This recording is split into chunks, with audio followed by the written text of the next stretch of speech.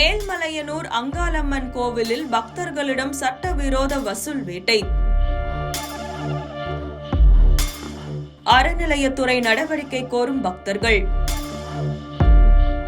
விழுப்புரம் மாவட்டம் மேல்மலையனூர் அருள்மிகு அங்காளம்மன் திருக்கோவிலில் மாதந்தோறும் நடைபெறும் ஊஞ்சல் உற்சவத்தில் ஆயிரக்கணக்கான பக்தர்கள் கலந்து கொண்டு வழிபடுகின்றனர்.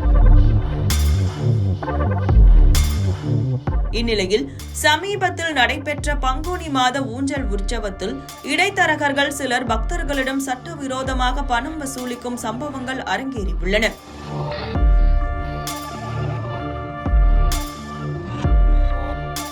குறிப்பாக மூலஸ்தானத்திற்கு விரைவாக தரிசனம் செய்ய வழி செய்வதாக கூறி ஒரு குடும்பத்திடம் ரூபாய் 2000 வரை பேரம் பேசப்பட்டு இறுதியில் ரூபாய் 1700 வசூலிக்கப்பட்டதாக புகார் எழுந்துள்ளது.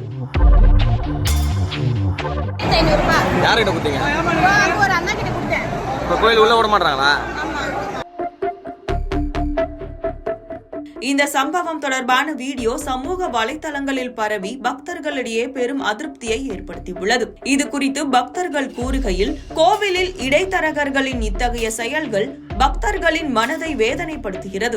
இந்து சமய அறநிலையத்துறை அதிகாரிகள் உடனடியாக தலையிட்டு இந்த முறைகேடுகளை தடுத்து நிறுத்த வேண்டும். அறநிலையத்துறை அமைச்சர் சேகர் பாபு கோவிலில் நேரடி ஆய்வு மேற்கொண்டு கூடுதல் அதிகாரிகளை நியமித்து நிர்வாகத்தை சீரமைக்க வேண்டும் என்று கோரிக்கை விடுத்துள்ளனர். மேலும் இது குறித்து கோவில் உதவி ஆணையர் சக்திவேலிடம் தொலைபேசியில் கேட்டபோது சம்பவம் குறித்து விசாரணை நடைபெற்று வருகிறது. நாளை மேல்மலையனூர் காவல் நிலையத்தில் புகார் அளிக்கப்படும்.